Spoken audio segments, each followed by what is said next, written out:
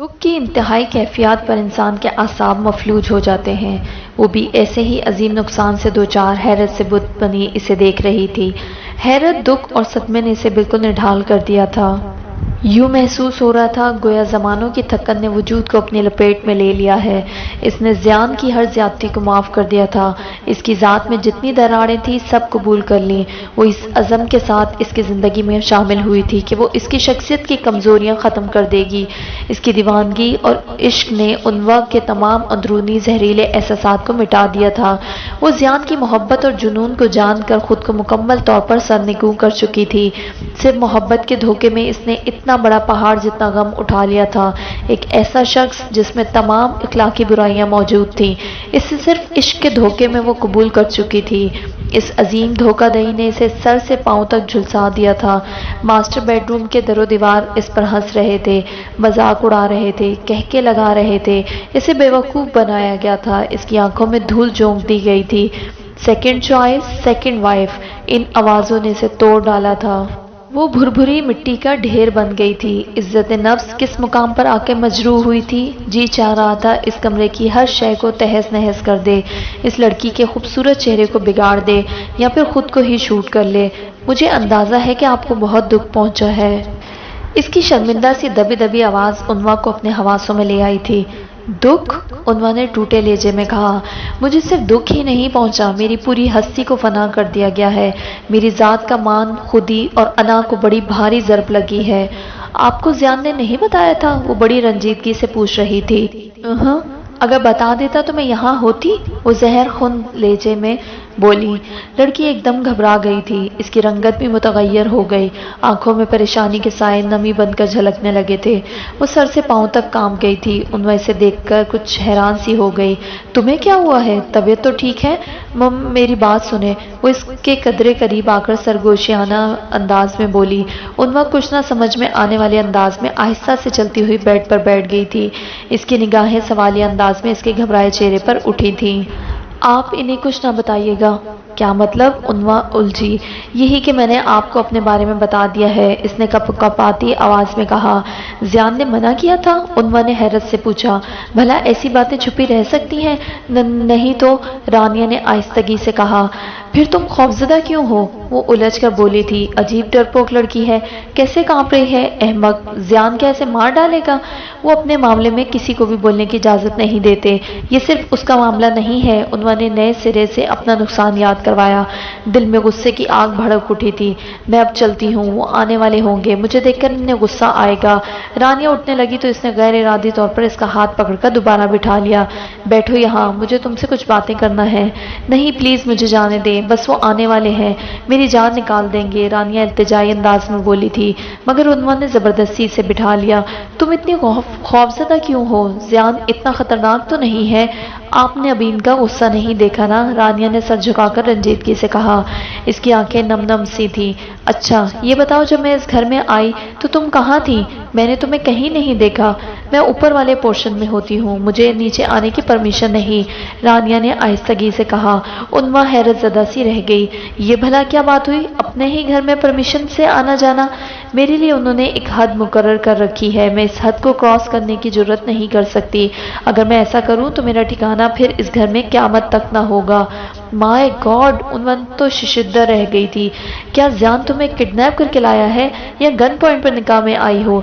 नहीं, ऐसी तो कोई बात नहीं, रानिया घबराई। वो ऐसे नहीं हैं। तो फिर कैसे हैं? उन्वा बुलंद आवाज में बोली।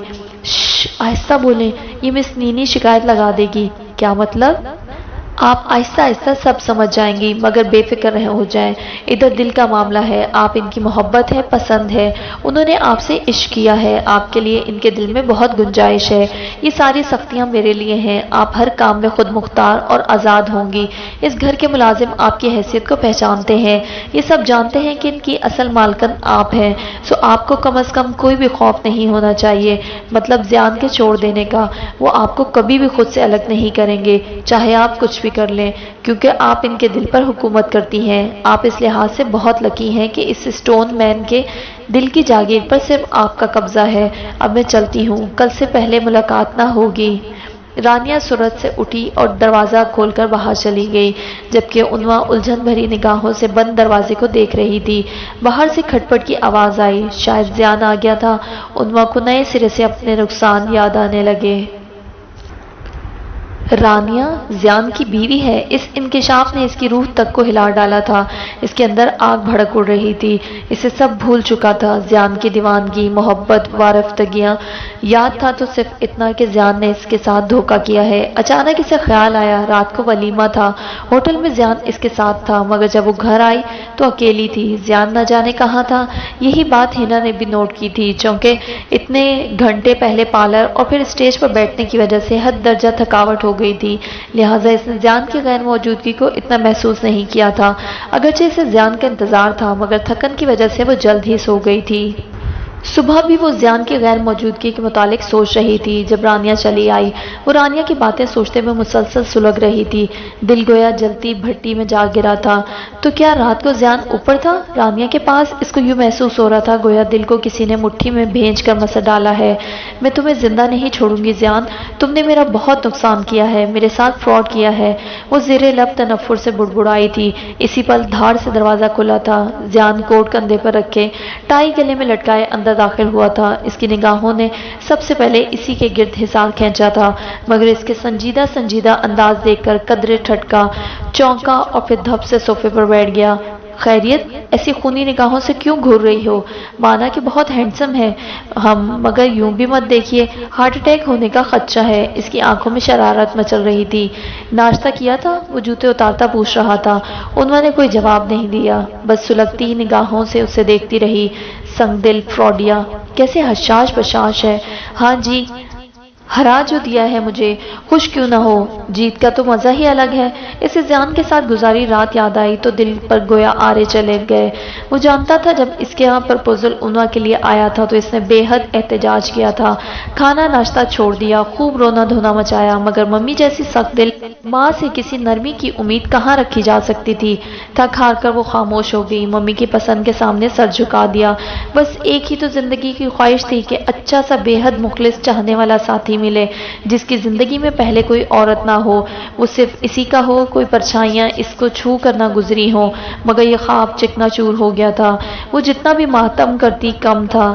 یہ خاموشی کسی بڑے طوفان کی آمد کا پتہ دے رہی ہے۔ وہ اس کی نگاہوں کے سامنے ہاتھ لہرا کر بولا تو عنوا چونک اٹھی۔ طوفان تو میری زندگی میں آ ہی چکا ہے۔ اس کا لہجہ زہر تھا۔ کون سا طوفان؟ زیان اس کے لہجے کی گہرائی تک نہیں پہنچا تھا، اسی لیے لاپرواہی سے بولتا ہوا اٹھا، شرٹ کے بٹن کھولے، پھر پینٹ کی بیلٹ کھینچ کر نکالی اور واش روم میں گھس گیا۔ تھوڑی دیر بعد جب وہ باہر آیا تو ٹراؤزر شرٹ پہن رکھا تھا، بالوں میں انگلیاں پھیر کے اس نے باڈی اسپرے سے خود کو مہکایا اور پھر دوسری طرف گھوم کر اس کے برابر نیم دراز ہو گیا۔ مزاج تو ٹھیک ہے، مطلع ابر آلود لگتا ہے۔ کہاں تھے آپ رات کو؟ وہ زہر خوند ہوئی تو اسی لیے غصے سے ہری لال ہو رہی ہو؟ زیان مسکرایا، ویسے غصے میں بہت اچھی لگتی ہو، آنکھوں میں چنگاریاں سی پھوٹ رہی ہیں، کیا دلکش منظر ہے، میرا تو پورا وجود بھڑ بھڑ جل رہا ہے۔ نہ چاہتے ہوئے بھی اس کی آواز بھرا گئی۔ تو فائر بریگیڈ کو بلوا لوں؟ آنکھوں میں شرارت لیے وہ سنجیدگی سے پوچھ رہا تھا۔ ویسے تمہیں ٹھنڈا کرنے کے لیے میں ہی کافی ہوں۔ میں نے آپ سے کچھ پوچھا ہے زیان صاحب، بات کو گھمانے پھرانے کی ضرورت نہیں، عنوا نے آگ بگولا ہو کر کہا۔ زیان نے اس کا ہاتھ پکڑا تو وہ اچھل کر دور ہٹ گئی۔ مجھے ہاتھ لگانے کی ضرورت نہیں، اگر مجھے چھونے کی کوشش کی تو زور زور سے چلانا شروع کر دوں گی۔ زیان صاحب، پہلے تو وہ اس طرز تخاطب پر حیران ہوا، پھر اس کے سرخ چہرے اور آنکھوں میں چھائی ناگواری کا بغور جائزہ لینے لگا۔ کچھ غلط تھا، اس کی چھٹی حس نے فوراً ہی انفارم کر دیا تھا۔ عنوا کا رویہ کم از کم اس کی سمجھ سے بالا تر تھا۔ وہ بپھری شیرنی بن کر بیٹھی تھی۔ کیا پوچھا تھا؟ اس کے ذہن سے قطعاً عنوا کا سوال غائب ہو گیا تھا۔ وہ اس کے رویے کے متعلق سوچ رہا تھا۔ اسے کیا ہوا ہے؟ تم رات کو کہاں تھے؟ عنوا نے سلگتے لہجے میں پوچھا۔ زیان کو اس کا رویہ سمجھ میں آنے لگا۔ اس نے گہری سانس کھینچ کر ایک مرتبہ پھر اس کا ہاتھ تھامنا چاہا تھا۔ مجھے بہانے سے ہاتھ لگانے کی ضرورت نہیں ہے۔ وہ کاٹ کھانے کو دوڑی تھی۔ تمہیں ہاتھ لگانے کے لیے مجھے کسی بہانے کی ضرورت نہیں، زیان نے سنجیدگی سے کہا اور مزید بولا، تمہیں کس بات پر غصہ ہے، میرے رات کو نہ آنے پر یا تمہیں ہاتھ لگانے پر؟ وہ کچھ نہیں بولی تھی، بس غصے سے ہونٹ کاٹتی رہی۔ کمال ہے، یہ مزاحمت تو تمہیں 2 دن پہلے کرنا چاہیے تھی، اب یوں بھاگنے اور کاٹ کھانے کا کیا مقصد ہے؟ بیڑیاں تو پہن چکی ہو ہماری محبت کی، اور یہ بھی دیکھ لیا ہے کہ میری محبت میں کوئی کھوٹ نہیں، آخر عملی مظاہرہ کر کے دکھایا تھا، باقی کی فلم ہنی مون پر سہی۔ ابھی تو تمہارا موڈ بگڑا ہوا ہے، کہیں سرور نہ توڑوا لوں تمہیں چھو کر، وہ سنجیدگی سے کہہ رہا تھا۔ عنوا کا سوال پھر درمیان میں کہیں رہ گیا۔ وہ غصے سے گھورتی رہی، جان بوجھ کر بات ٹال رہا ہے، بتانا نہیں چاہتا، مگر پھر بھی اس سے اگلوا کر رہوں گی۔ کیا سمجھ کر اس نے مجھے دھوکہ دیا؟ میں کوئی گری پڑی لڑکی نہیں ہوں۔ ممی فرانس چلی جائیں گی، اپنے خیالوں میں انہوں نے میری شادی کر کے مجھے پابند کر دیا ہے اور خود آزادی سے اپنی زندگی گزاریں گی، مجھے اس منافق جلاد کے حوالے کر کے۔ ممی، میں آپ کو کبھی معاف نہیں کروں گی، آپ بہت بری ہیں، سب سے بری، ہم جیسے بچوں کی مائیں نہ ہوں تو بہتر ہیں۔ بروکن فیملی کے خود پسند، اذیت پسند بگڑے بچے، جس کی ایک مثال اس کے سامنے تھی، اور خود عنوا کیا تھی؟ احساس کمتری کی ماری دبو سی لڑکی، جسے ماں کا حال ہر وقت شرمندہ کیے رکھتا، اور ماں کے مستقبل میں کسی انتہائی قدم کے اندیشے کبھی پورے دل سے خوش نہیں ہونے دیتے تھے۔ وہ سوچوں کے تانوں بانوں میں الجھی تھی، اس بات سے بے نیاز کے زیان کوہنیوں کے بل الٹا لیٹا، ہاتھوں کے پیالے میں چہرہ لیے اپنی مقناطیسی دمکتی نگاہوں سے اس کے رنجیدہ چہرے کے تاثرات بغور پڑ رہا تھا۔ ایسے کیا گھور رہا ہے، گویا کچا ہی کھا جائے گا، عنوا نے دل ہی دل میں سوچا۔ میں کوئی جانور ہوں جو تمہیں کھانے کی کوشش کروں گا؟ ہم تو انسان ہیں، بڑے ہی ہمدرد، نرم دل اور چاہنے والے۔ اس نے گویا عنوا کی سوچوں تک رسائی حاصل کر لی تھی، اور اب بڑی چیلنج بھری نگاہوں سے اسے دیکھ رہا تھا۔ عنوا ایک دم گڑبڑا سی گئی۔ ہوشیاری اور چلاکی تو تم پر ختم ہے، ایسے ہی تو اتنا مال اکٹھا نہیں کر رکھا، اتنے سیدھے نہیں ہو، شکل سے ہی عیار اور مکار نظر آتے ہو، نہ جانے کس کس کو دھوکہ دے رکھا ہے۔ اپنے تئیں اس نے زیان کو بھرپور غصہ دلانے کی کوشش کی تھی اور نہایت ہی سنجیدگی سے طنز کا تیر چلایا تھا، مگر زیان کے جاندار کہکنے سے جھنجھلاہٹ میں مبتلا کر دیا۔ پہلی مرتبہ ایک خوبصورت خاتون نے میری اتنے شاندار لفظوں میں تعریف کی ہے، یعنی کہ زیان بہت عیار اور مکار۔ وہ تو گویا ایک ایک لفظ سے لطف کشید کر رہا تھا، خوب مزے لے کر بولا، کچھ اور بھی تو کہو، یہ بہت تھوڑی تعریف ہے، مجھے اتنی کم تعریفیں ہضم نہیں ہوں گی، مجھے تمہارے منہ لگنے کا کوئی شوق نہیں۔ عنوا آگ بگولا ہو گئی تھی، مگر مجھے تو ہے، منہ نہ صحیح ہاتھ ہی صحیح، یہ تمہارے نازک گداز ہاتھوں پر مہندی کیا خوب جچ رہی ہے، واہ کتنے حسین ہاتھ ہیں، جی چاہتا ہے چوم ہی لوں، مگر تم اس وقت بپھری شیرنی بنی ہو، واللہ یہ نرم گداز کلائی میں میرا پہنایا ہوا بریسلٹ کتنا خوبصورت لگ رہا ہے، دل تو بہت مچل رہا ہے، جی چاہ رہا ہے کہ تمہاری اس نازک کلائی کو مروڑ دوں، مگر بازو فریکچر ہونے کا خدشہ ہے، تمہیں بیمار تو نہیں کرنا، میں تو تمہیں فٹ اور فریش دیکھنا چاہتا ہوں۔ اب غصہ تھوک دو جانم، رات نہ صحیح ابھی دن کو رات بنا دیتے ہیں، دیکھو کیسا خوابناک ماحول ہے، گلاس ونڈو پر بھاری کرٹن ہے، لائٹس کی ڈم روشنی اور دروازہ بند، اور تم ہو اس قدر قریب، اپنے تو ہوش اڑ رہے ہیں، بن پیے ہی لگتا ہے دماغ پر چڑھ رہی ہے، اور تمہارے پاکیزہ سمٹے سمٹے وجود سے اٹھتی بھینی بھینی خوشبو۔ وہ اس کے ہاتھوں کا باریک بینی سے جائزہ لیتا ہوا پٹری سے اتر گیا تھا، ایک ہاتھ اس کی کمر کے گرد حمائل کیے اور دوسرا ٹھوڈی کے نیچے رکھے وہ اس کی دودھیا گردن کے پاس چہرہ کر کے گہری سانس کھینچتا، بھاری جذبوں سے بھوجل آواز میں بولتے ہوئے ایک عدد گستاخی کرنے کے ساتھ بڑی بے باک نگاہوں سے اس کے پورے وجود کا جائزہ لے رہا تھا۔ عنوا شرم اور غصے سے جھنجھنا اٹھی۔ شرم نہیں آتی اتنا فضول بولتے ہوئے؟ وہ کپکپاتی آواز میں کہہ کر قدرے اور سمٹ کر بیٹھ گئی تھی۔ ہائے ہائے، اتنی بے حیا ممی کی اتنی حیادار بیٹی، آپ کی یہی ادائیں تو پاگل دیوانہ بنا چکی ہیں، اب کیا مزید ادائیں دکھا کر مجھے مینٹل ہاسپٹل بھجوانا ہے؟ بس کرو جانم، اتنی لال انار نہ بنو، ہم تو پہلے ہی آؤٹ آف کنٹرول ہیں، بالکل ہی آپے سے نکل جائیں گے، ہمیں جامے میں ہی رہنے دو۔ وہ اس کے سرخ رخسار پر زوردار چٹکی بھر کر کہہ رہا تھا۔ عنوا غصے اور جھنجھلاہٹ سے بھنا اٹھی، اوپر سے ممی کا تانا اس کا سارا تنتنا جھاگ کی طرح بیٹھ جاتا تھا۔ ممی کا شرمناک حوالہ اسے سر جھکانے پر مجبور کر دیتا۔ کیا ساری زندگی یہ مجھے ممی کے حوالے سے تانے دیتا رہے گا؟ مگر میں ساری زندگی اس کے ساتھ رہوں گی کیوں؟ مجھے ابھی اس کے ساتھ دو ٹوک بات کرنا چاہیے۔ یہ دھوکے باز منافق، میں ایک پل یہاں نہیں رہوں گی، مگر جاؤں گی کہاں؟ گھر تو ممی نے اس مکار کو دے دیا ہے، یقیناً اسی فراڈیے نے ممی کو مجبور کیا ہوگا کہ وہ گھر اور فیکٹری بیچ دیں۔ اوف، میں کس زندان میں پھنس گئی ہوں۔ وہ اس طرح انداز انداز میں لب بھینچے سوچ رہی تھی۔ زیان نے گلا کھنکار کر اسے اپنی طرف متوجہ کیا۔ یار کیوں اپنے ننھے سے دماغ کو سوچنے کی زحمت دے رہی ہو؟ ایکچولی رات بھر میں ہسپتال میں رہا ہوں۔ فنکشن سے واپسی پر حشام کا ایکسیڈنٹ ہو گیا تھا۔ اللہ کا شکر ہے اتنا سیریس نہیں ہوا، مگر پھر بھی چوٹیں کافی آئی ہیں۔ رات میں اس کے پاس رہا ہوں۔ فون اس لیے نہیں کیا کہ تم پریشان ہوگی، ویسے تم مس نینی سے پوچھ سکتی تھی، وہ تمہیں بتا دیتی میرے نہ آنے کے بارے میں۔ یار ایک ہی تو دوست ہے میرا، اتنا نیک، اتنا شریف اور ایماندار، بہت پیار کرتا ہے مجھ سے۔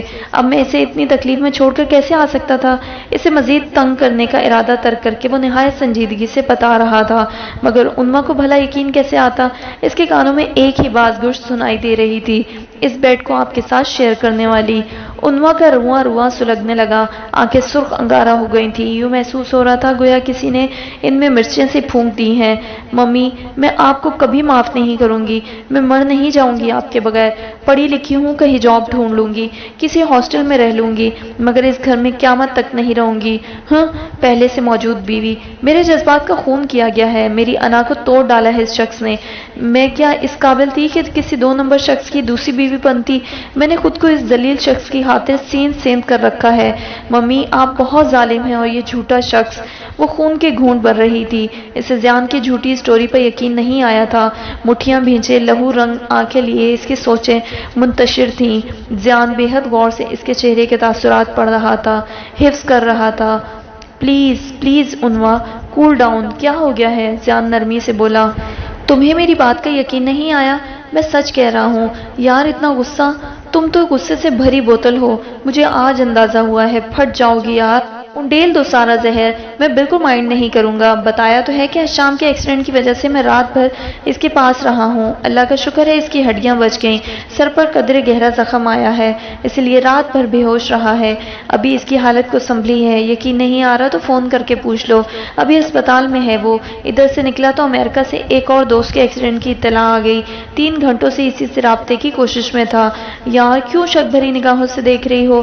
مان لیتی ہوں رات بھر بیمار ٹوٹے پھوٹے دوست کی تیمارداری ہوتی رہی ہے، مگر وہ کون ہے جو اس گھر کے اوپر والے حصے میں رہتی ہے اور جس کا دعویٰ ہے کہ وہ اس بیڈ کو شیئر کرنے والی ہے میرے ساتھ؟ انہوں نے چیخ کر کہا تھا، اتنا زور زور سے بولنے کی وجہ سے اس کے گلے میں خراشیں سی پڑ گئی تھی، حلق میں کانٹے اگائے تھے۔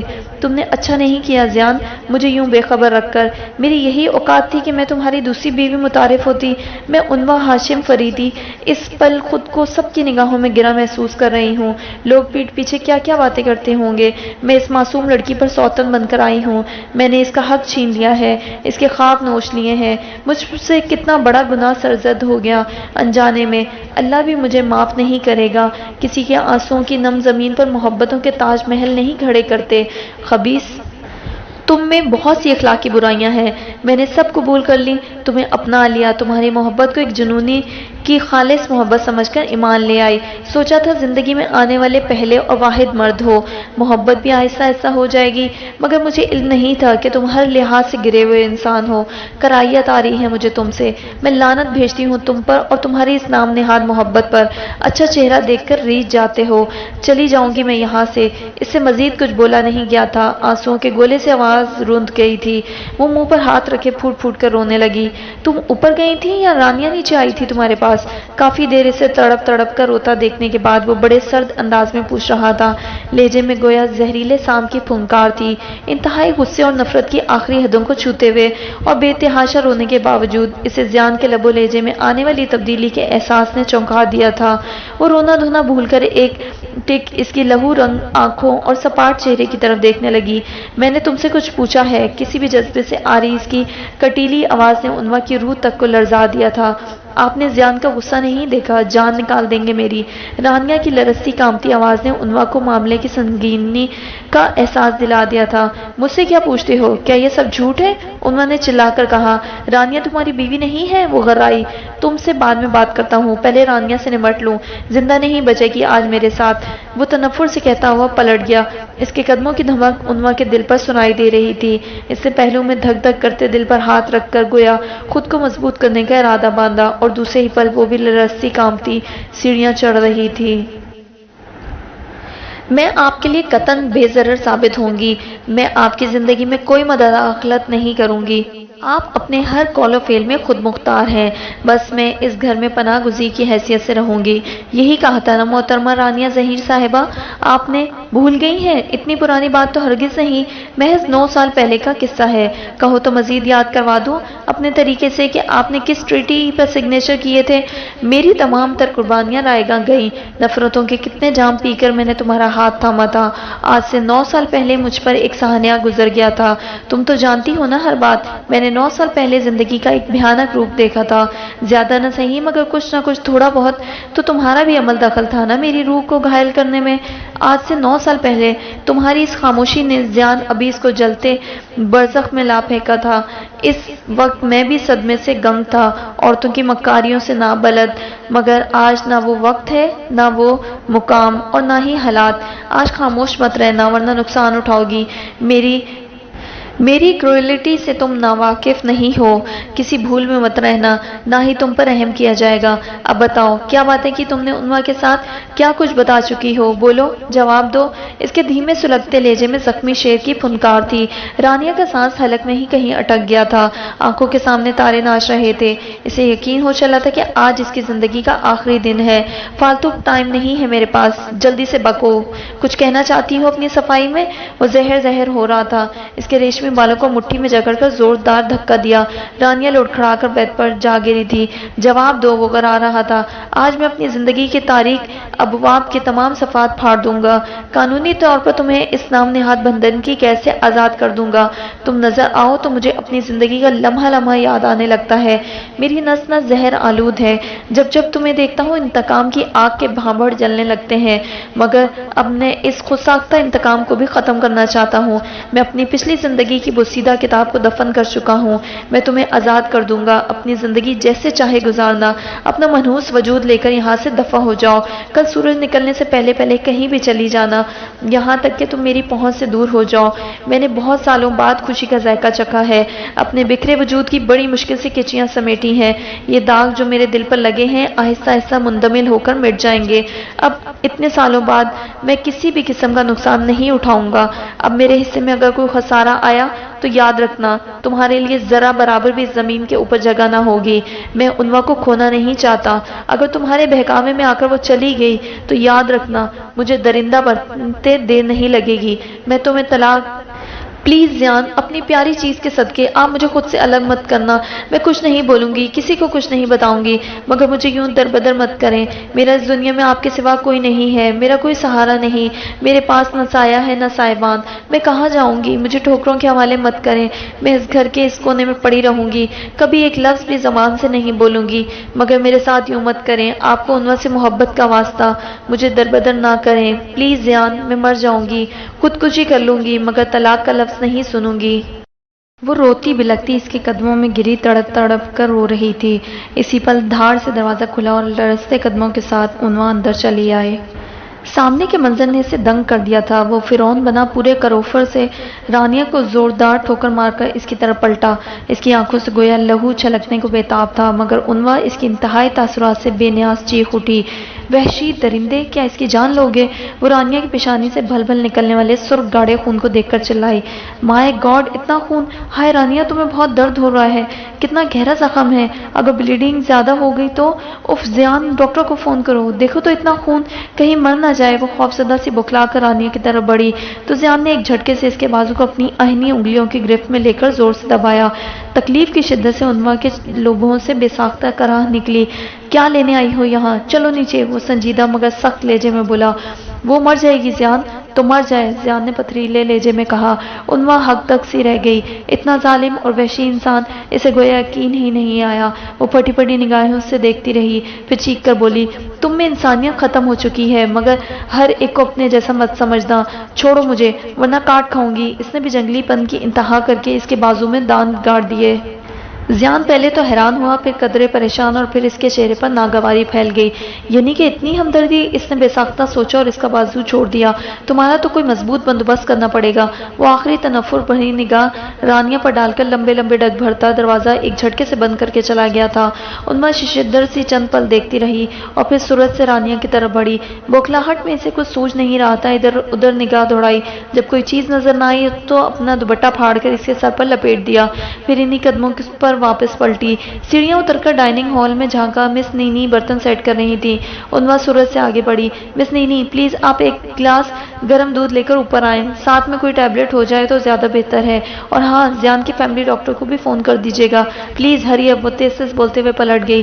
مس نینی پہلے چونکی اور پھر دوبارہ اسے اوپر جاتا دیکھ کر جلدی سے آگے بڑھی۔ میڈم آپ کہاں جا رہی ہیں؟ اندھی ہو کیا؟ دیکھ نہیں رہی کہ اوپر جا رہی ہوں؟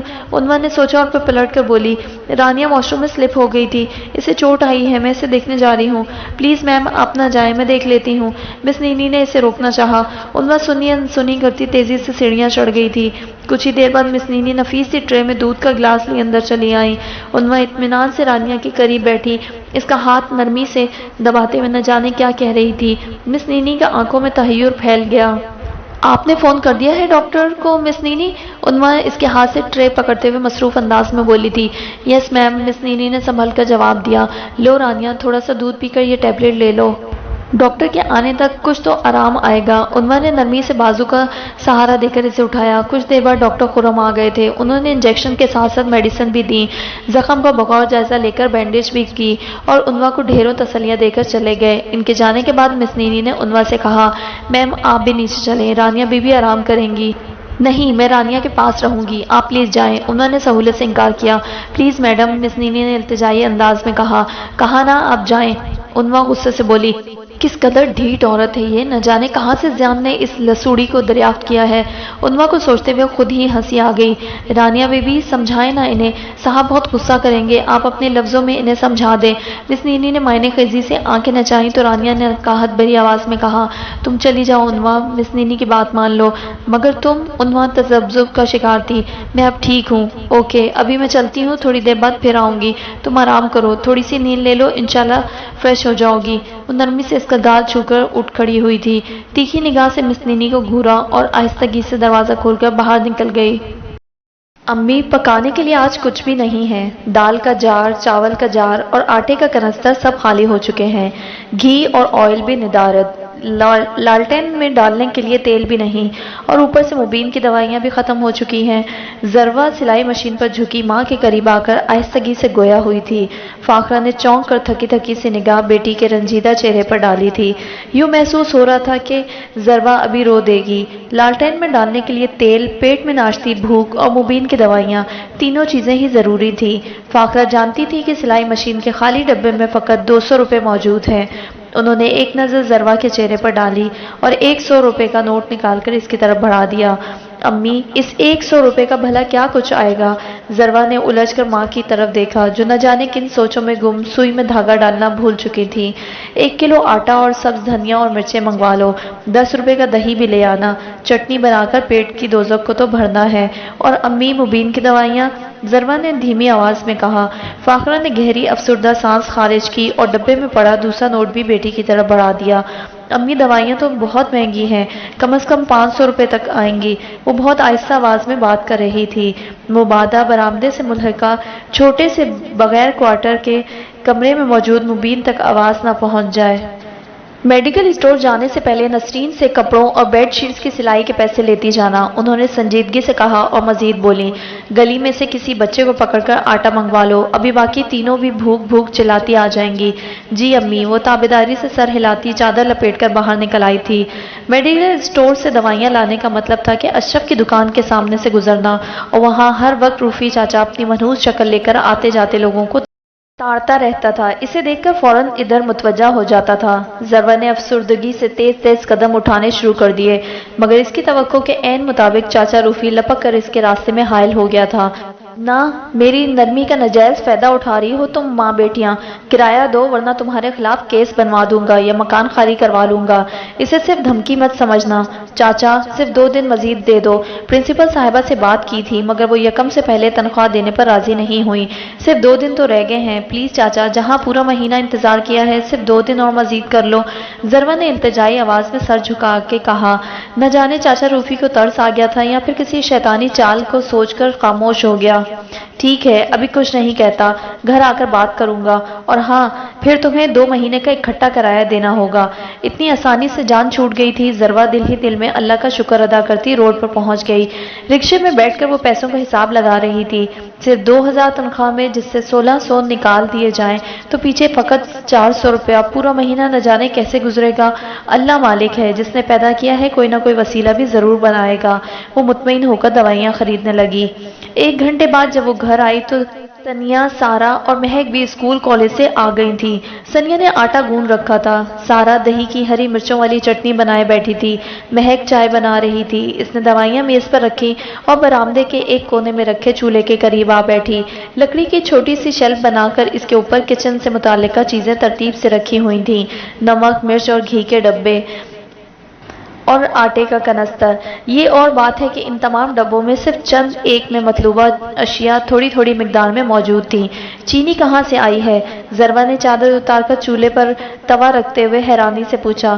جناب، صرف چینی نہیں، یہ بھی پوچھیں کہ دودھ اور گرین ٹی کا یہ فل سائز ڈبہ کہاں سے آیا ہے؟ مہک نے شرارت سے کہا تو ذروہ مزید حیران رہ گئی۔ ہاں بتاؤ، کہاں سے آئی ہیں یہ تمام چیزیں؟ وہ روٹی بیلتے ہوئے پوچھ رہی تھی۔ مہک کے ساتھ سارا اور سنیا بھی ہنسنے لگی۔ آخر بات کیا ہے؟ ذروہ الجھی۔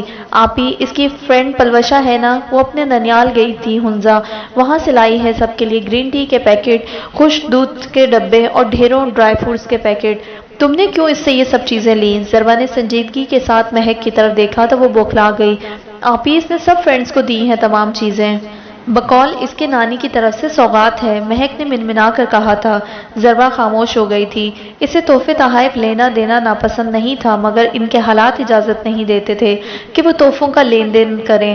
یہاں تو روٹی کے لالے پڑے تھے، ایسی دوستیوں کو کہاں وہ افورڈ کر سکتی تھی؟ تاہم اس نے مہک کو ڈانٹا نہیں تھا۔ اب وہ سوچ رہی تھی کہ مہک کی اس دوست کے لیے بجٹ دیکھ کر کپڑا لا دے گی، سوٹ نہ صحیح دوپٹے پر بیلیں کاٹ کر اسے گفٹ کر دے گی۔ آپی، مبین بھائی بلا رہے ہیں۔ سنیا نے اسے سوچوں کے گرداب میں پھنسا دیکھ کر آہستگی سے بازو ہلایا تھا۔ وہ روٹیاں ہاٹ پاٹ میں رکھ کر مبین کے کمرے میں چلی آئی تھی۔ وہ نہ جانے چھت کی کڑیوں میں کیا تلاش کر رہا تھا، اسے اندر آتا دیکھ کر چونک گیا۔ کیوں لائی ہو میری دوائیاں؟ مر نہیں جاؤں گا میں؟ اس ذلیل منحوس کا کرایہ منہ پر مارنا تھا، آ جائے گا صبح صبح ذلیل و خوار کرنے، مبین نے چیخ کر کہا تھا۔ اس کی بھوری آنکھوں میں نہ جانے کون کون سے غم کی دراڑیں جھلک رہی تھیں، سفید رنگت میں زردیاں گھلی ہوئی تھیں، بھورے بال فراخ پیشانی پر بے ترتیب پڑے تھے۔ اتنا خوبرو بھائی چارپائی پر پڑا تھا، اس کا دل کسی نے مٹھی میں لے کر گویا مسل ڈالا۔ ان کا اکلوتا لاڈلا بھائی، اپنی بہنوں کا مان۔ وہ اکنامکس میں ماسٹرز کر رہا تھا۔ یونیورسٹی میں تنظیم کے لڑکوں کی آپس میں لڑائی ہو گئی، جاگیرداروں کے بیٹے تھے، جھگڑے نے طول پکڑا اور دونوں پارٹیوں نے ایک دوسرے پر فائر کھول دیے۔ نہ جانے کتنے گھروں کے چشم و چراغ بے گناہ موت کی آغوش میں چلے گئے تھے اور کچھ قسمت کے مارے بستر پر اپنی ذات کے لیے بھی بوجھ بن چکے تھے۔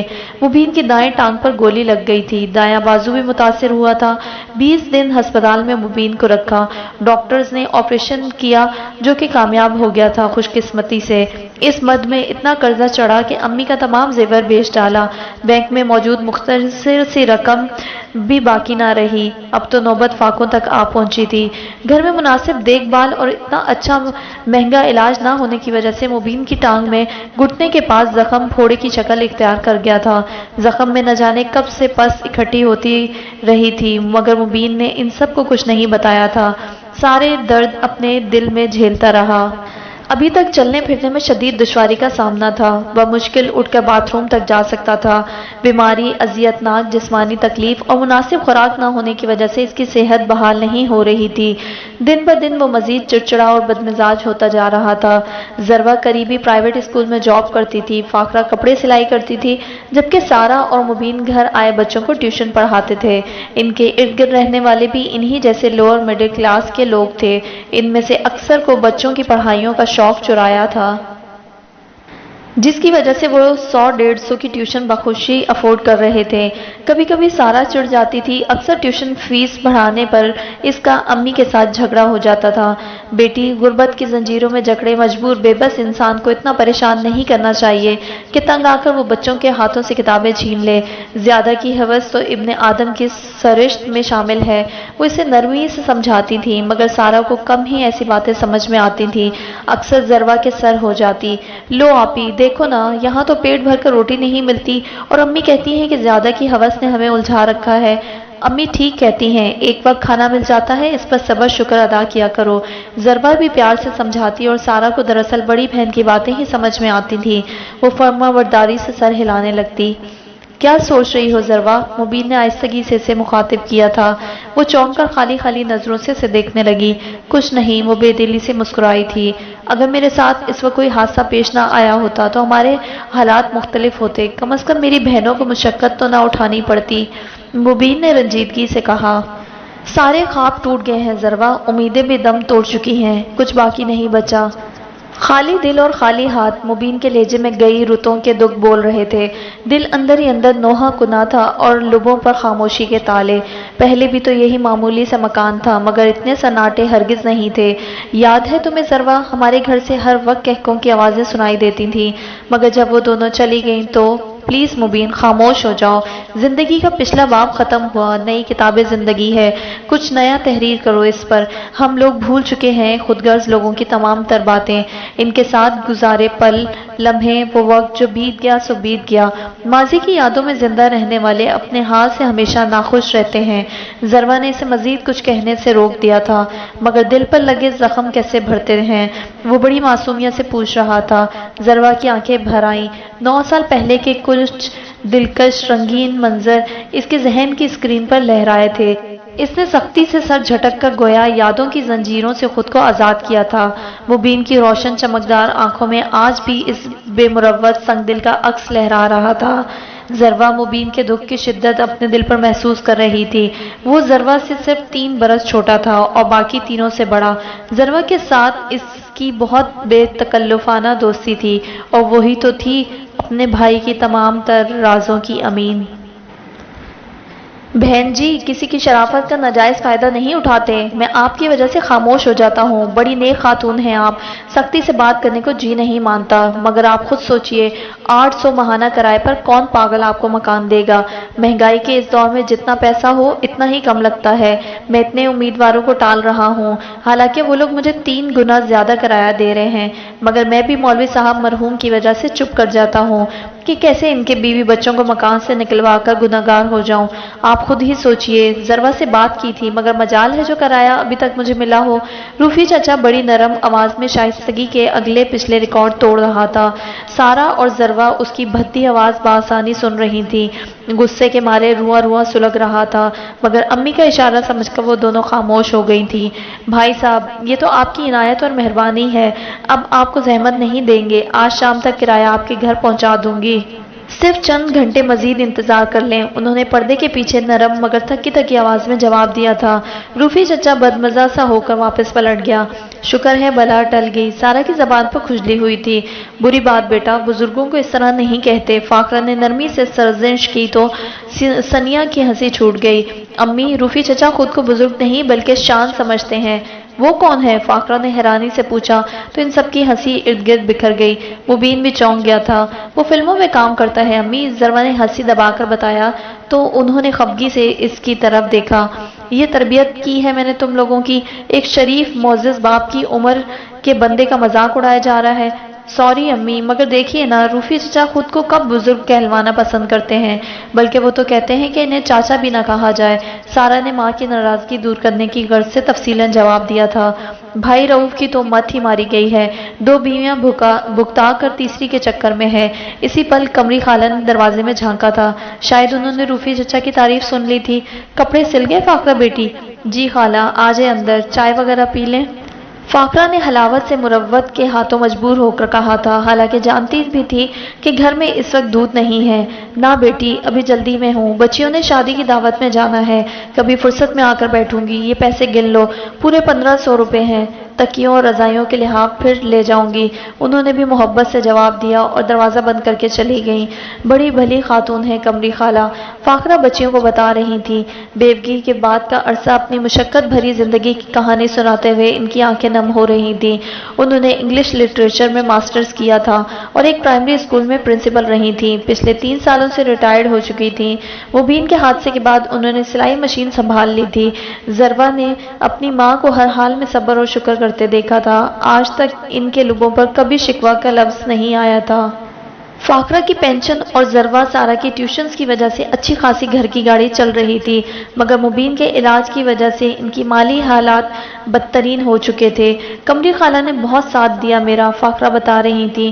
تمہارے ابو کی وفات کے بعد قمری خالہ کے دلاسے اور تسلیاں ہی تھیں جنہوں نے میرے بکھرے حوصلے بحال کیے۔ میں اسکول چلی جاتی تھی اور قمری خالہ تم لوگوں کے پاس آ جاتی تھی، کبھی کھچڑی پکا دی، کبھی کھیر بنا کر کھلا دی، گھر کے چھوٹے موٹے کام نپٹا دیے۔ مہک اور سنیا کو تو انہوں نے ہی سنبھالا تھا، اسی لیے تو میں ان سے زیادہ پیار کرتی ہوں۔ مہک نے ماں کے گلے میں باہیں ڈال کر کہا تھا، امی جو میں نے قمری خالہ کے لیے سویٹر بنایا ہے وہ میں نے ابھی انہیں نہیں دینا، بلکہ ان کی 72ویں سالگرہ پر دینا ہے، سنیا نے فاخرہ کو بتایا تھا۔ ادھر قمری خالہ کپڑوں کا شوپر اٹھائے گلی کے نکڑ پر آئیں تو مونچھوں کو بل دیتے روفی پر نظر پڑی۔ حسب توقع قمری خالہ کے ماتھے پر بل پڑ گئے۔ وے بھائی روفی، تجھے گھر میں گھسنے نہیں دیتے کیا؟ بہو نے گھر سے فارغ کر دیا ہے؟ ناس مارے ہر وقت دھوپ میں سڑتا رہتا ہے، کبھی گھر میں بھی ٹک جایا کر۔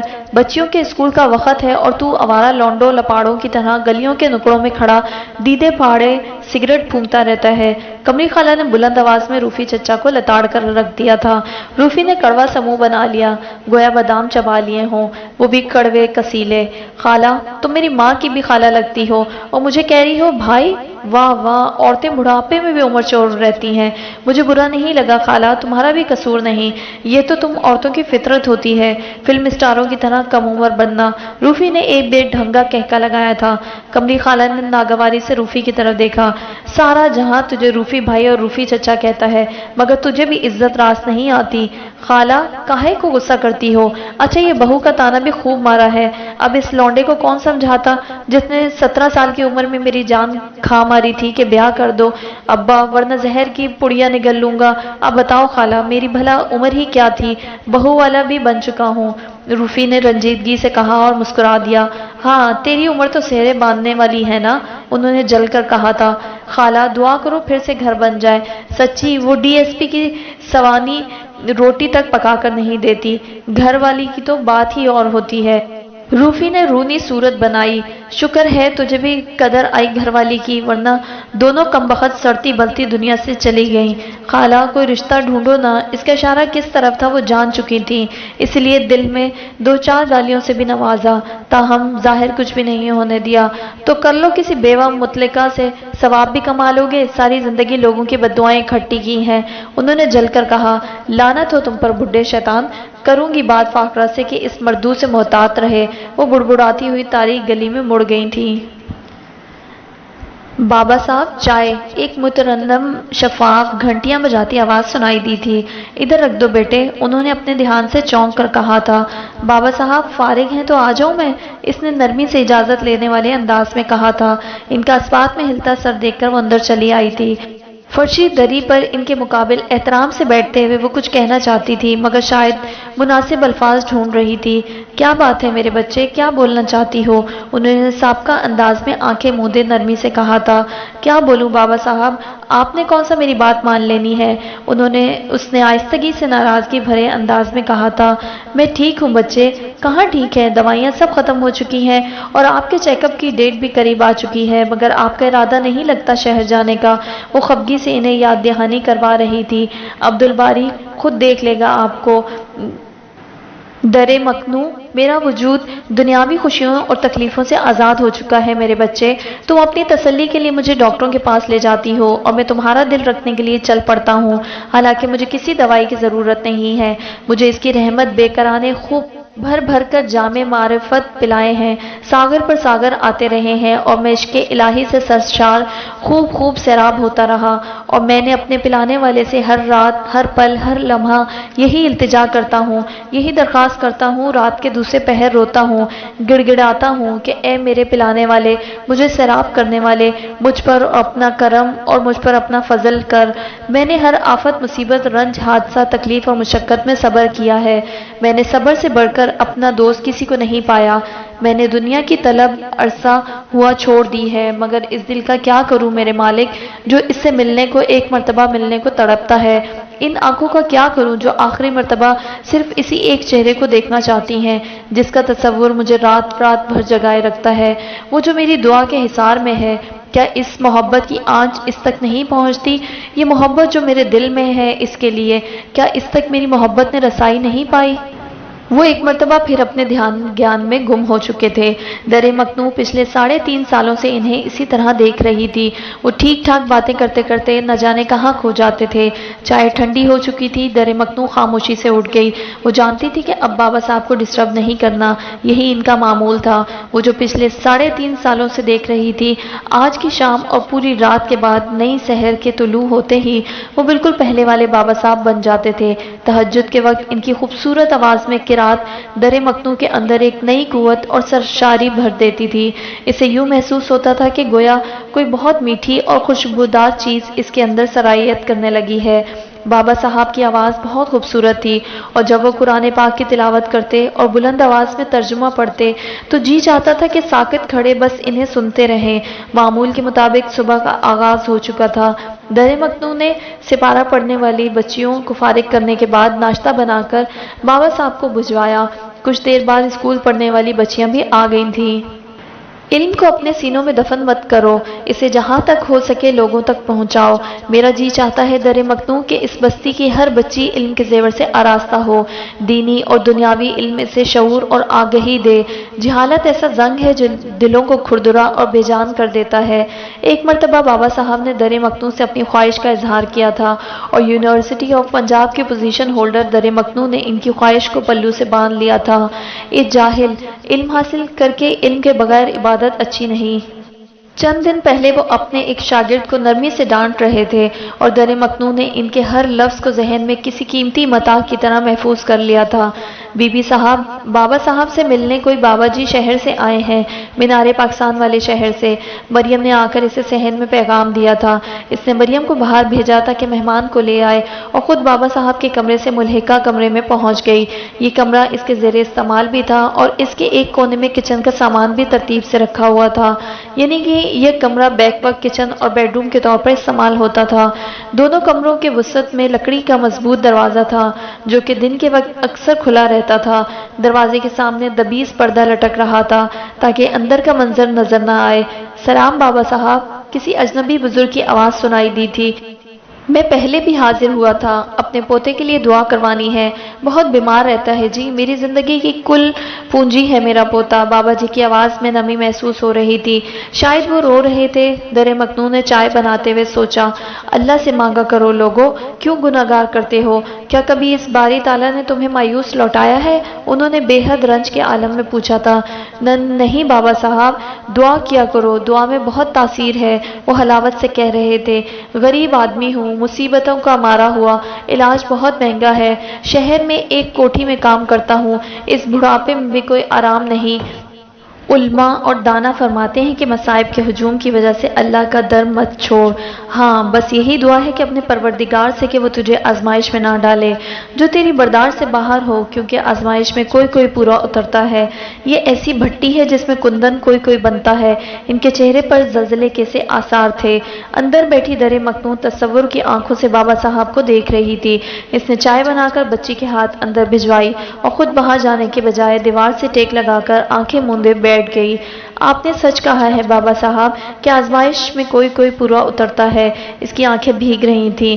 جس کو چاہے رفت دے، جس کو چاہے پستی، جس کو چاہے عزت بخشے، جس کو چاہے ذلت، جس کو چاہے معزول کرے، جس کو چاہے بحال کرے، جس کو چاہے تونگر بنائے، جس کو چاہے مفلس۔ بابا صاحب کہہ رہے تھے اور وہ مسلسل بے آواز رو رہی تھی۔ اس کی سیاہ چادر آنسوں سے تر ہو گئی، روتے روتے اس کی ہچکی بن گئی تھی۔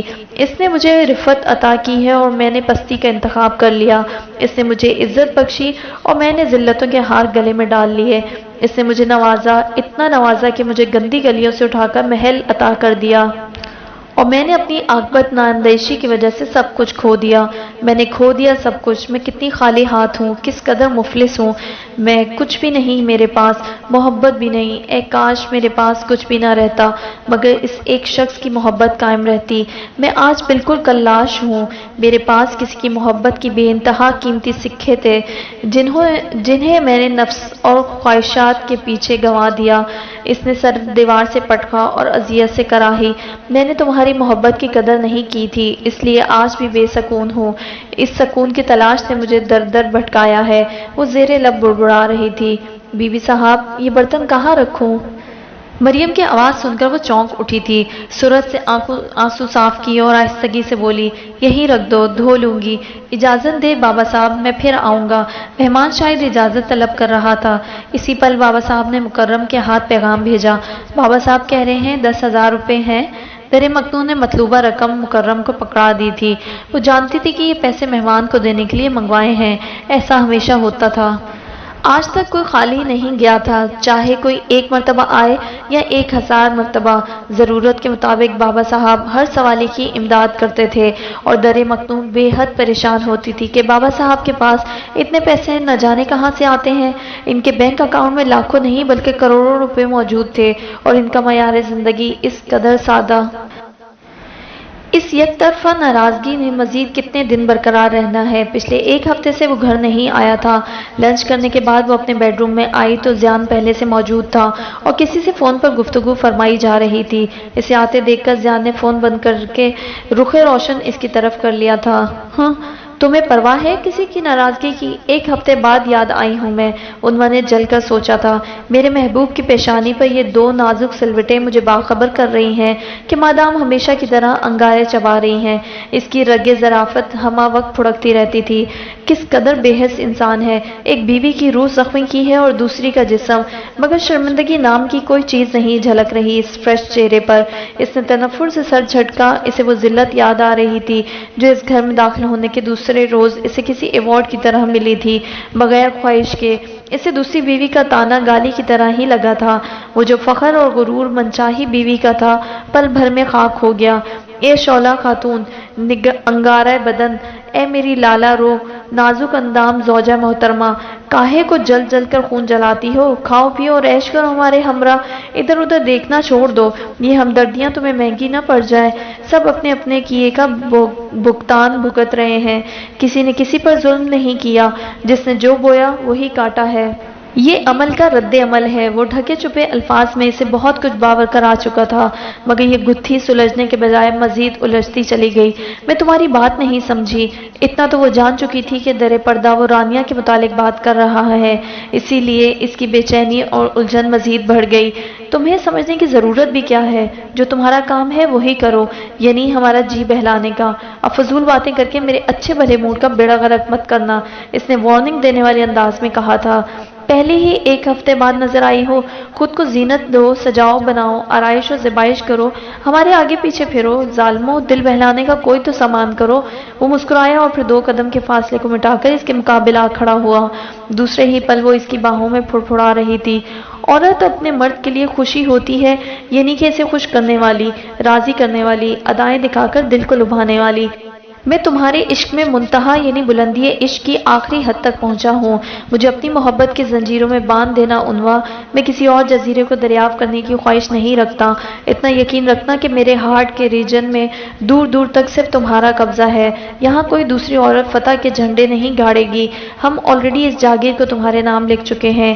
ہاں، اگر ادھر ادھر منہ مارا بھی تو خفا مت ہونا، کیونکہ لوٹ کے بدو ہمیشہ گھر کو ہی آتے ہیں۔ اپنی محبت کی شدتیں لوٹاتا وہ آخر میں حد حد درجہ شرارتی انداز میں اسے چھیڑتے ہوئے بولا تھا، جبکہ عنوان نے تو دل تھام لیا تھا۔ یعنی کہ میری موجودگی میں بھی ادھر ادھر منہ مارنا، اور پھر وہ جو اوپر زندہ حقیقت موجود ہے۔ مائے گاڈ، اس کا دماغ بھگ سے اڑ گیا تھا۔ غصے کے مارے بھویں تن گئی، احساس توہین سے آنکھوں میں سرخی چھا گئی۔ اس نے شدید غصے کے عالم میں زیان کی باہوں کے حلقے کو توڑنا چاہا۔ صد افسوس میری گولڈن چڑیا، اس مضبوط فولاد کے پنجرے میں محض پھڑپھڑا ہی سکو گی۔ جانم، نہ اتنا زور آزماؤ، کہیں ہڈی وڈی نہ توڑوا لینا۔ اس نے عنوا کے چہرے پر جھک کر ایک اور لطیف سی بھرپور شرارت کر ڈالی تھی۔ اس کو ستانے جلانے میں زیان کو بہت مزہ آ رہا تھا۔ اس نے بازوؤں کو مزید کس کر زوردار جھٹکا دیا تو عنوا کی چیخ نکل گئی، ظالم، جنگلی، وحشی! اور بھی کچھ کہو، خاموش کیوں ہو گئی ہو؟ وہ اس پر جھکے جھکے پوچھ رہا تھا۔ عنوا کچھ نہیں بولی تھی۔ اس وقت وہ اسے غصے سے گھور بھی نہیں سکتی تھی۔ زیان اس کی بے بسی پر کھل کر مسکرایا۔ یہ کہو نا، حیا، شرم، لاج، غیرت وغیرہ آ رہی ہے؟ یہ رخساروں کی سرخی، یہ گالوں کی گلابیاں، یہ جھکی جھکی نظریں، میری گناہگار آنکھوں نے کیسے کیسے حسین منظر دیکھنے تھے۔ زیان نے اس کے بالوں کو جھٹکا دیا تو وہ ایک دم چلائی، چھوڑو مجھے، اب مجھے چھوا تو پھر دیکھنا۔ اس مزاحمت کی وجہ سمجھ نہیں سکا میں۔ وہ آنکھیں سکیڑ کر حیرانی سے پوچھا، ہوں، جان کر انجان بننے کی ایکٹنگ، وجہ تو اوپر موجود ہے، اس نے سلگتے ہوئے کہا۔ زیان چند پل اس کا چہرہ دیکھتا رہا، پھر ایک دم سے ہی پیچھے ہٹ کر تکیے دبوچے نیند دراز ہو گیا۔ کوئی اور مضبوط دلیل پیش کرو، میں اس وجہ کو تسلیم نہیں کرتا، اس نے ناگواری سے کہا۔ آپ تسلیم نہ کریں، کیا اس حقیقت سے انکار ممکن ہے کہ رانیہ آپ کی بیوی ہے؟ وہ آپ کے نکاح میں ہے، اس گھر میں موجود ہے، کس حیثیت سے؟ عنوان آگ بگولا ہو گئی تھی۔ اس نے مجھے سچائی بتائی اور تم نے اسے بے دردی سے مارا، تشدد کیا اس پر، ظلم کی کوئی حد بھی ہے کہ نہیں؟ اور رہی میں، تو میرے نقصان کا خسارہ کون پورا کرے گا؟ میں اس عظیم دھوکہ دہی کا مقدمہ کس عدالت میں پیش کروں؟ وہ چلا چلا کر بول رہی تھی، مگر مقابل ہنوز پرسکون جذبے لٹاتی نگاہوں سے دیکھ کر اسے جھنجھلاہٹ میں مبتلا کر رہا تھا۔ میں نے تمہارے ساتھ کوئی دھوکہ نہیں کیا، تمہاری ماں سب جانتی ہے، میرا ماضی اور حال کھلی کتاب کی مانند ہے، کم از کم تمہاری ممی میری پوری ہسٹری سے واقف ہے۔ اب تمہاری ماں نے تمہیں کچھ نہیں بتایا تو اس میں میرا کیا قصور؟ کیا ممی جانتی تھی کہ زیان شادی شدہ ہے اور اس کے پہلے سے ایک بیوی موجود ہے؟ عنوان نے دھوپ کی ایک تیز لہر من میں اترتی محسوس کی تھی۔ میں یہاں نہیں رہوں گی، چلی جاؤں گی میں یہاں سے۔ اس نے ایک دم پھوٹ پھوٹ کر رونا شروع کر دیا تھا۔ مجھے کسی کی سیکنڈ چوائس نہیں بننا، وہ زہر خوند ہوئی۔ مان جاؤ عنوا ڈیئر کہ تم زیان ابیس کی محبت میں گرفتار ہو چکی ہو، تمہیں بہت جیلسی فیل ہو رہی ہے نا رانیہ سے؟ وہ پر یقین لہجے میں تفاخر سے کہہ رہا تھا۔ بھاڑ میں جاؤ تم بھی اور رانیہ بھی، وہ پھاڑ کھانے کو دوڑی تھی۔ زیان مسلسل مسکرائے جا رہا تھا۔ عنوا سو سو کرتی صورت سے اٹھی اور وارڈروب سے اپنا پرس نکال لائی۔ رانیہ بیچاری کا کیا قصور ہے؟ اصل فساد کی جڑ تو یہ ہے، ہر اچھی شکل دیکھ کر ریجھ جاتا ہے۔ اس نے دل ہی دل میں رانیہ سے سوری کیا اور زیان کی طرف پلٹتے ہوئے پھنکاری، میں تمہاری اس نام نہاد محبت پر لعنت بھیجتی ہوں۔ محبت کے دھوکے میں نہ جانے کس کس کو برباد کیا ہے۔ محبت کے دھوکے میں تو میں برباد ہوا ہوں، میں اپنا کیس کس عدالت میں پیش کروں؟ وہ سلگتے ہوئے دھیمی آواز میں بولا تھا۔ میں نے تمہیں کوئی دھوکہ نہیں دیا، میں ہر لحاظ سے فیئر تھی، مگر میری بدقسمتی، ایک کرپٹ شخص میرے نصیب میں لکھا تھا، اس نے زہر خود لہجے میں کہا اور دروازے کی طرف بڑھی۔ زیان نے اسے جاتا دیکھ کر بھی نہیں اٹھا تھا، بلکہ اطمینان سے ٹانگیں ہلاتا رہا۔ میری خوش نصیبی ہے کہ مجھے تم جیسی صاف شفاف بے داغ کردار کی مالک بیوی ملی، ایک شریف النفس عورت، مرد کی پوری زندگی کا نادر و نایاب اثاثہ ہوتی ہے، جس کے پاس باکردار باحیا بیوی نہیں۔ میرے نزدیک اس مرد سے بڑھ کر کلاش کوئی نہیں۔ تمہارے جیسے پارس ہماری سوسائٹی میں ملنا مشکل ہی نہیں، ناممکن بھی ہے، اور میں احمق اس اشیائے گوہر، قیمتی موتی کی تلاش میں نہ جانے کن کن تنگ و تاریک گلیوں میں بھٹکتا رہا تھا۔ اسے پارس سمجھ کر ہاتھ لگایا تو جانا کہ وہ تو صرف نظر کا دھوکہ تھی، انگارہ تھی، جلا کر راکھ کر دیا اس نے۔ ہر گوہر شب تاب اصل لال نہیں ہوتا، گھاٹ گھاٹ کا پانی پیا ہے، اتنی سمجھ تو آ چکی ہے۔ ویسے ہماری سوسائٹی میں کچھ بھی خالص ملنا بہت مشکل ہے، شراب ہو یا عورت، سب ملاوٹ شدہ۔ وہ سنجیدگی سے بول رہا تھا، ساتھ ساتھ کن اکھیوں سے عنوا کو دروازے کی نوب سے الجھتا بھی دیکھ رہا تھا۔ وہ جھنجھلاتے ہوئے دروازہ کھولنے کی کوشش میں ہلکان ہو رہی تھی۔ جانے عنوا، یہ لاک آپ نہیں کھول سکیں گی۔ اس کوٹھی کے تمام لاک ریموٹ سے کھلتے ہیں جانم، نہ اپنی جان جلاؤ۔ اس حسین زندان سے نکلنا بہت مشکل ہے۔ خود کو کیوں خوامخواہ الجھاتی ہو؟ دوسروں کی خاطر خود کو اذیت دینا کہاں کی عقل مندی ہے؟ رانیہ کے لیے جگہ خالی کرتے ہوئے خود کو مصیبت میں نہ پھنسا لینا۔ اتنی سی بات تمہاری عقل میں نہیں سما رہی کہ اگر رانیہ کی جگہ اس دل میں ہوتی تو وہ تم سے پہلے اس بیڈ روم میں موجود ہوتی۔ تمہیں پہلے بھی بتایا تھا کہ میں اپنا ڈیسیجن خود لیتا ہوں۔ اگر میں نے رانیہ کو پہلو میں بٹھانا ہوتا تو تمہیں یہاں کیوں لاتا؟ وہ دل جلانے والی مسکان لبوں پر سجا کر بول رہا تھا۔ انور ٹھٹک کر واپس پلٹی اور تھکے تھکے قدم اٹھاتی صوفے کی طرف بڑھ گئی۔ وہاں نہیں، یہاں آؤ، اس نے تحکم بھرے لہجے میں کہا تھا۔ فرار کا کوئی راستہ نہیں بچا تھا۔ وہ اسے فاتحانہ مسکراتے دیکھ رہی تھی۔ میری بے بسی کا اڑا لو مذاق، اس نے تلخی سے کہا۔ ہماری جنونی محبت کو مذاق سمجھ رکھا ہے، وہ عنوا کو اپنے حصار میں لیتے ہوئے گمبھیر جذبوں سے بوجھل آواز میں کہہ رہا تھا۔